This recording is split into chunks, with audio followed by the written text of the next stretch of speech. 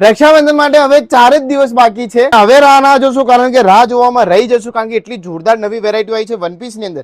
Dotted one piece રહેવાનું છે, વચ્ચે તમને બેલ્ટનું ટચઅપ મળી જવાનું છે, બેક સાઈડ આ રીતનું લેયરિંગ મળી જવાનું છે. જો જોરદાર ડબલ થી લઈને 4XL ની સાઈઝ રહેવાની છે. ડબલ XL, 3XL, 4XL ની સાઈઝ. કલર રેન્જ ચેક કરી લો.